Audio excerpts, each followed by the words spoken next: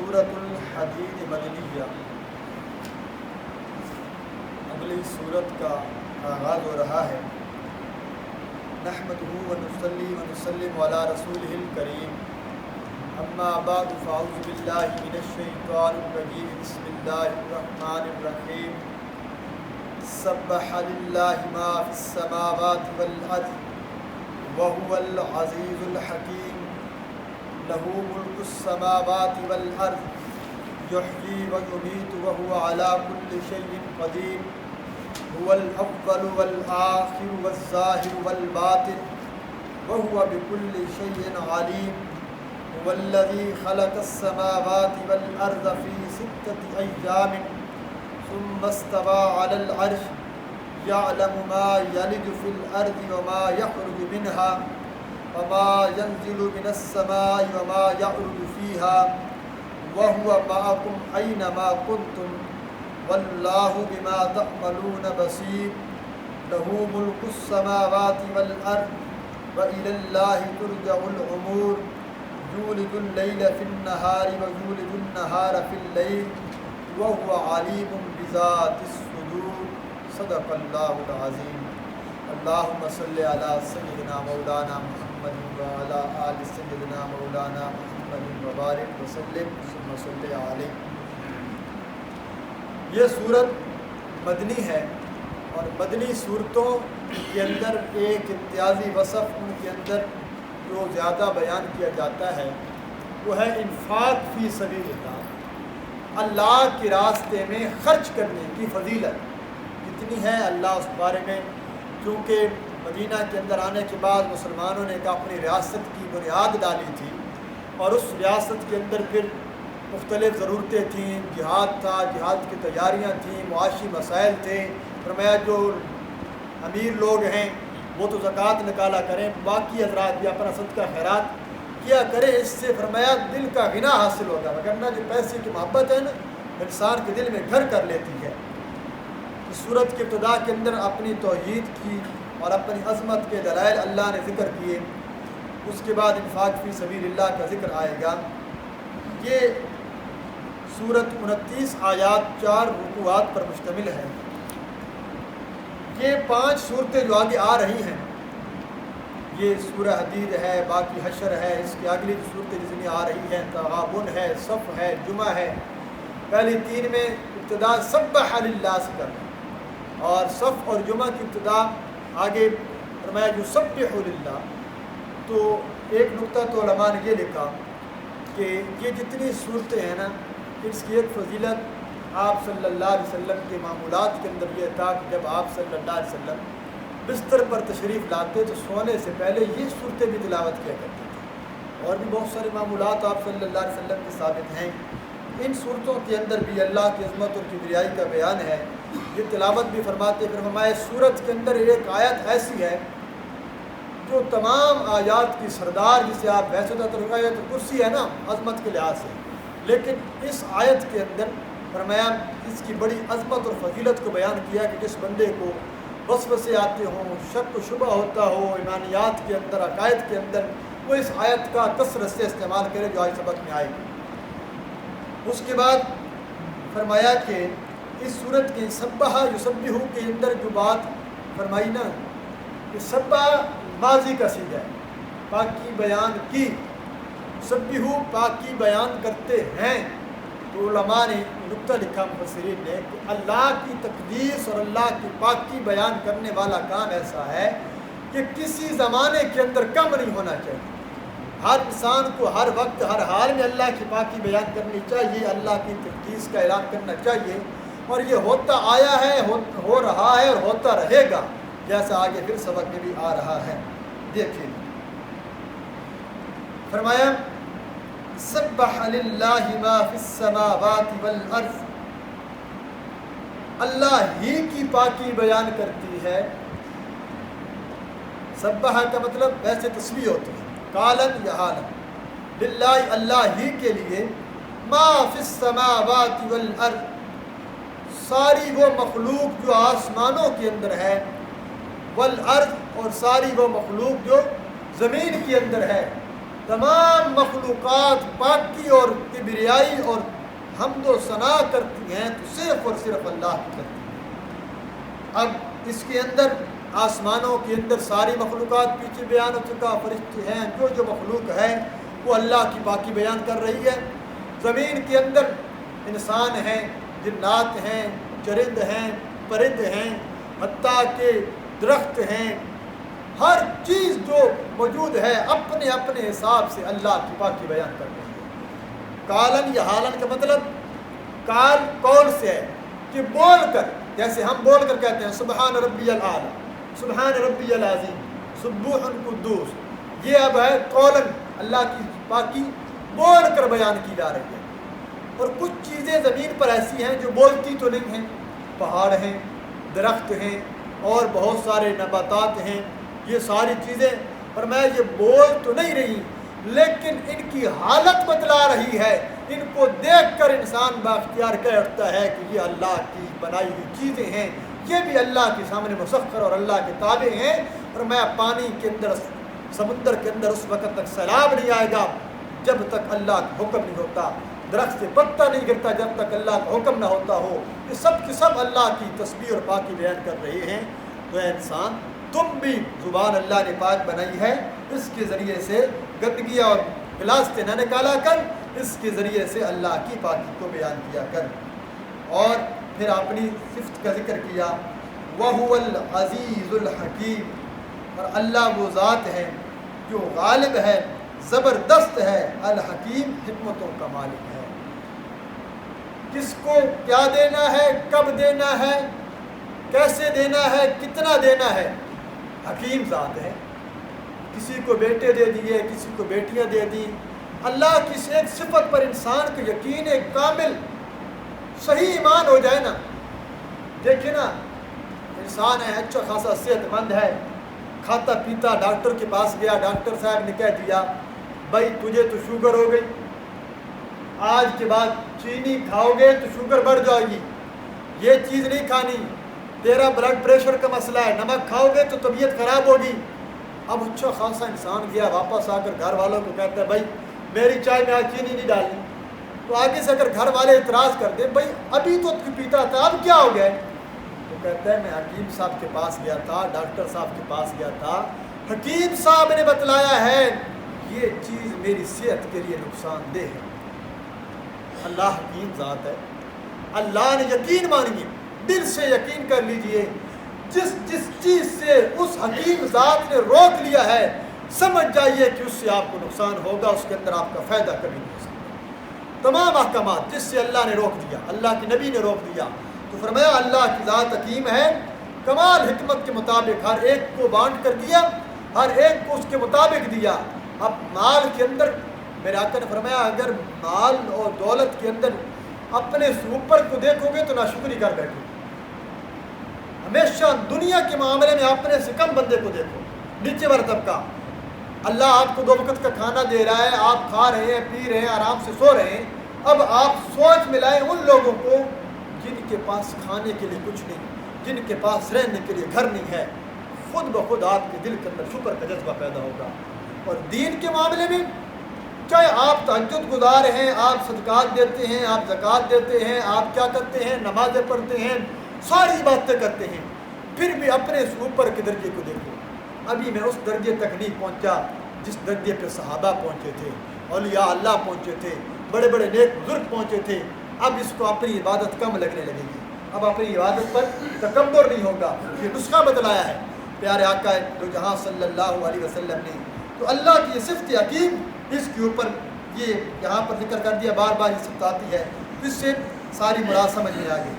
دیکھ باقی بیان کرتی ہے اللہ ہی کے لیے جو کچھ ہے آسمانوں میں اور جو کچھ زمین مخلوق ہے زمین کے اندر، وہ غالب ہے، زبردست ہے، حکمت والا ہے۔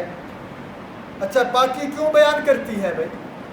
پاکی تو بیان کرنی چاہیے، تاریخ تو ہونی چاہیے کہ آخر کوئی ذات بھی بڑی ہونی چاہیے۔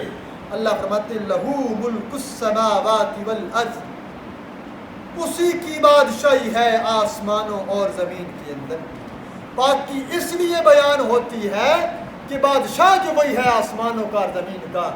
خلافت کا جب نظام ہوتا تھا نا، خلیفہ خلافت کا، اسلامی خلافت کا نظام، اس کے اندر جب خطبہ پڑھتے تو پھر اس خلیفہ کے لیے بھی دعا کی جاتی تھی، اس کے لیے یہ ہماری سلطنت کا خلیفہ ہے، اللہ اس کے اوپر رحمتیں کریں، اللہ اس کی عمر دراز کرے۔ تو فرمایا جب تم اپنی نماز پڑھتے ہو، اپنا ذکر و اذکار کرتے ہو، اپنے حال چال میں رہتے ہو، تو اس ساری کائنات کے بادشاہ راحکم الحاکمین کی بادشاہی کو جب مانتے ہو تو پھر اس کی تعریف اور حمد و ثنا بھی کیا کرتے رہو۔ فرمایا اور وہ ایسا بادشاہ ہے، ایسا مالک ہے، یحیی زندہ کرتا ہے، ویمیت اور لوگوں کو موت، زندگی اور موت کا مالک اللہ ہے۔ یہ ہمارا عقیدہ ہونا چاہیے۔ اسباب اپنی جگہ پہ ہیں کہ ساری کائنات اگر مل کر اس بات پر جمع ہو جائے کہ ہم نے اس بندے کو قتل کرنا ہے، اس کو نقصان پہنچانا ہے، اگر اللہ نہیں چاہتا ساری کائنات مل کر اس کو موت نہیں دے سکتی، اور اگر اللہ جسے زندہ رکھنا چاہے، کتنے کتنے واقعات زلزلے آئے، آپ نے دیکھا 7 دن کے بعد بچے اس ملبے میں سے زندہ نکل آتے ہیں، کیوں؟ اللہ نے زندہ رکھا۔ زندہ رکھنے والی ذات ہوئی ہے، تو موت دینے والی ذات بھی اللہ کی ہے، زندگی دینے والی ذات بھی اللہ کی ہے، اور وہ کیوں نہ ہو، وَهُوَ عَلَىٰ كُلِّ شَيْءٍ قَدِيرٌ، صرف زندگی موت کا مالک نہیں، وہ ہر چیز پر قادر ہے۔ ہر چیز کے اندر اب کسی ایک کی تخصیص ختم ہو گئی، ہر کام پر اللہ قادر ہے، ہر بات پر اللہ قادر ہے، ہر کام کرنے پر اللہ قادر ہے۔ تو بس انسان کے تمام معاملات کے وہ بھی قادر ہے جو چاہے کر سکتا ہے۔ اب اللہ پھر آگے ایک صفت آ رہی ہے، یہی وہ آیت ہے جس کے بارے میں کہہ رہا تھا، هُوَ الْأَوَّلُ وَالْآخِرُ وَالظَّاهِرُ وَالْبَاطِنُ وَهُوَ بِكُلِّ شَيْءٍ عَلِيمٌ۔ وسوسے کا کوئی بندہ شکار ہو جائے اللہ کی ذات کے بارے میں، کائنات کے بارے میں، توحید کے بارے میں، ویسے شیاطین، اس کے لیے مفسرین نے یہ نسخہ لکھا کہ وہ اس آیت کا ورد کیا کرے، اس آیت کو پڑھا کرے صبح و شام، انشاءاللہ اس سے وہ وساوس ختم ہو جائیں گے۔ اچھا جی، جیسے ان الفاظ سے اس کا معنی ظاہر ہو رہا ہے، هو الاول، اللہ سب سے پہلا ہے، وہی ذات ہے، ہوا وہ اللہ وہی ذات ہے، الاول جو سب سے پہلا ہے، ہمیشہ سے ہے، والآخر اور وہی ہے جو آخر تک رہے گا اور ہمیشہ رہے گا، والظاہر اور اللہ ہی وہ ذات ہے جو ظاہر بھی ہے کائنات کے اندر، والباطن مخفی بھی ہے، چھپی ہوئی بھی ہے بطور حقیقت کے، وَهُوَ بِكُلِّ شَيْءٍ عَلِيمٌ، اور اللہ رب العزت وہ ذات ہے جو ہر چیز کو اچھی طرح جانتا ہے، ہر چیز پر اس کا علم محیط ہے، ہر چیز کو وہ جاننے والا ہے۔ الاول یعنی یہ کائنات جب بنی بھی نہیں تھی تو سب سے پہلے تھا تو رب تھا، اللہ سے پہلے کوئی چیز نہیں، بس اتنا عقیدہ رکھنا چاہیے، اس میں زیادہ غور و خوض نہیں کرنا چاہیے۔ اس سے پہلے کیا تھا، رب کیسے پیدا ہوا، یہ فرمایا یہ شیاطین کی طرف سے انسان کو اللہ کی ذات میں جب انسان اس قدر گہرائی میں چلا جاتا ہے گمراہ ہوتا ہے۔ بس ہمیں سب سے پہلی ذات اللہ کی، اللہ نے ساری کائنات کو بنا دیا، والآخر اور جب ساری دنیا کے اوپر، ساری کائنات کے اوپر فنا ہو جائے گی، ساری کی ساری، کل شیء ہالک الا وجہہ، ہر چیز ہلاک ہونے والی ہے، ہر چیز فنا ہونے والی ہے، کل من علیہا فان، ہر چیز نے فنا ہو جانا ہے، اس وقت بھی ذات باقی رہے گی تو اللہ کی ذات، یعنی جو ابد سے ہے آخر تک رہے گی وہ اللہ کی ذات ہے۔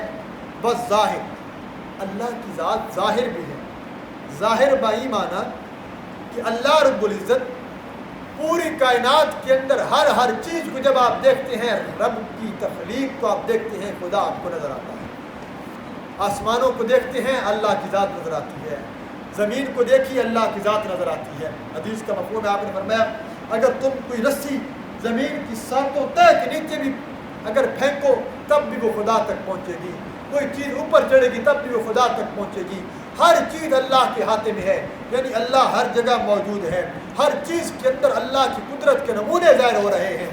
والباطن اور بطور حقیقت کے اللہ کی ذات مخفی ہے کہ اگر کوئی اس آنکھ کے ساتھ دیکھنا چاہے تو اللہ کو دیکھ نہیں سکتا، ہے بھی ظاہر، ساری کائنات میں موجود، لیکن آنکھ سے اس کو دیکھا نہیں جا سکتا۔ ہاں قیامت کے دن صحابہ نے پوچھا یا رسول اللہ کیا ہم اپنے رب کا دیدار کریں گے؟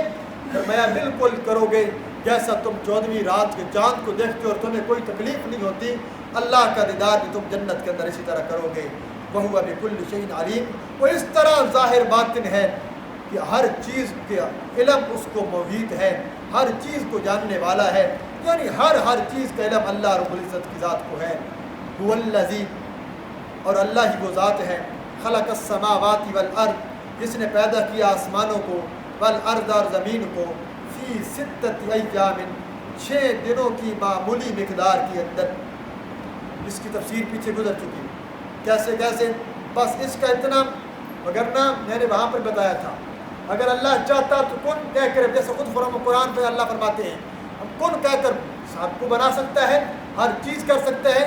یہ صرف ایک انسان کو سمجھانے کے لیے کہ ہر چیز اسباب کے دائرے کے تحت ہوتی ہے. آپ کوئی چیز اچانک نہیں بنا سکتے, اگر اللہ چاہے بنا سکتا ہے. اللہ نے 6 دنوں کی مقدار کے اندر اس ساری زمین اور آسمان کو بنایا. 2 دنوں میں زمین, 2 دنوں کے اندر زمین کی اندر بسنے والی اور تمام پہاڑ مخلوقات سب کو بنایا. پھر 1 دن میں آسمان, اور پھر 1 دن کے اندر آسمان کے اندر بسنے والی تمام چیزوں کو. یہ ساری تفاصیر اس کے اندر وہ اتنا ایمان کہ اللہ رب العزت نے ان کو پیدا کیا. وہ دنوں کی مقدار کیا تھی, وہ دن 1000 سال کا تھا, یا آخرت کے دن تھا, یا دنیا کے دنوں کی مقدار ہے, کہ اللہ ہی بہتر جانتے ہیں. یہ ساری کی ساری متشابہات کی قبیل سے ہیں. ثم استوى علی العرش, پھر وہ قائم ہوا, پھر وہ مستوی ہوا علی العرش, عرش کے اوپر. اب یہ وہ جملہ ہے جس کی وجہ سے بڑی, آپ اگر تفسیریں اٹھائیں گے, علماء کے کتابیں اٹھائیں گے, سینکڑوں صفحوں پر کتابیں ہیں, اس کے اندر بحث کی گئی ہے, بحث کی گئی ہے, کیسے محیط ہے, کیسے عرش پر ہے. لیکن سب سے بہترین مسلک جو ہمارے امام صاحب کا مسلک ہے, مفتی شفیع رحمہ اللہ نے اپنی تفسیر کے اندر ذکر کیا, اور امام مالک رحمہ اللہ سے جب اس بارے میں سوال کیا گیا, اور میں اللہ عرش پر مستوی ہے جیسے اس نے کہہ دیا, اس پر ایمان لانا واجب ہے, اور اللہ کی ذات ہر جگہ موجود ہے. وَكَيْفِيَّتُهُ مجہول, اس کی کیفیت مجہول ہے, ہمیں نہیں معلوم کیسے ہے, کیسے محیط ہے, کیسے عرش پر قائم ہے, اور اس کے بارے میں سوال کرنا بدعت ہے. مالک رحمہ اللہ نے فوراً روک دیا. بھئی یہ جب ہے مشابہات کی قبیل سے, اللہ کا عرش ہے جیسے صحیح حدیث کے اندر, قرآن کے اندر بھی ہے, 8 فرشتوں نے اس کو تھاما ہوا ہے, اللہ کا عرش ہے, اللہ اپنے عرش پر مستوی ہے. لیکن اب اللہ ہر جگہ, اب اس عرش کی لمبائی چوڑائی یہ کتنی ہے فرمایا نہیں, بس اللہ عرش پر ہے, اور اللہ پوری کائنات پر محیط ہے. کوئی بھی انسان, کوئی بھی چیز اللہ کی قبضے سے نکلی ہوئی نہیں ہے. اس کے اندر بس اتنا ہی مسلک رکھنا یہ سب سے بہترین مسلک ہے, جس کی کیفیت اللہ بہتر جانتے ہیں, اور اس کے اوپر ایمان لانا یہ واجب ہے. یعلم ما یلج فی الارض, جانتا ہے جو کچھ داخل ہوتا ہے, یلج جو کچھ داخل ہوتا ہے زمین کے اندر, وما یخرج منہا, اور جو کچھ نکلتا ہے منہا, اور زمین سے, اللہ سب کو جانتا ہے. داخل ہوتا ہے بارش کا پانی, آپ بھی, اور خزانے, کوئی بھی چیز, بردوں کو ہم زمین میں دفن کر دیتے ہیں, خزانے زمین میں دفن کر دیتے ہیں, بارش کا پانی زمین میں دفن ہو جاتا ہے, کسان بیج کو زمین میں دفن کر دیتا ہے. یعنی اللہ بتلانا یہ چاہتا ہے, ایک تو چیز زہر پڑی ہے, ایک ہے زمین کے نیچے دفن ہوئی چیز, اللہ اس کو بھی جانتا ہے. وما یخرج منہا, اور جو زمین سے نکلتی ہے, فصل نکلتی ہے, اس میں سے کانیں نکلتی ہیں, معدنیات نکلتی ہیں, سونا نکلتا ہے, جو ساری چیزیں نکل رہی ہیں, یہ اللہ جانتا ہے. وما ینزل من السماء, اور جو کچھ اتارتا ہے, جو کچھ نازل ہوتا ہے آسمان سے, بارش نازل ہوتی ہے, فرشتے اترتے ہیں, اللہ کی رحمتیں اترتی ہیں, انوارات اترتے ہیں, اللہ سب کچھ جانتا ہے.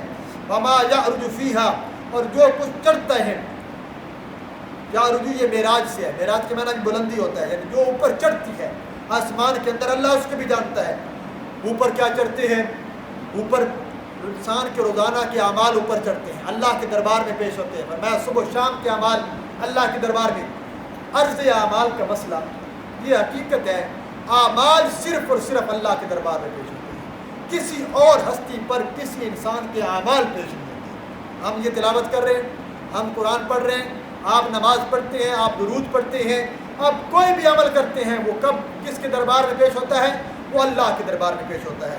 اللہ فرماتے ہیں سارے کے سارے اعمال اللہ کے پاس چڑھتے ہیں, فرشتے اللہ کے پاس جاتے ہیں, ہماری دعائیں اللہ کے پاس پہنچتی ہیں۔ غرض یہ کہ زمین سے جو کچھ نکلتا ہے، جو کچھ باہر نکالتی ہے، آسمان سے جو کچھ اترتا ہے، جو کچھ چڑھتا ہے، سب کا سب اللہ جانتا ہے۔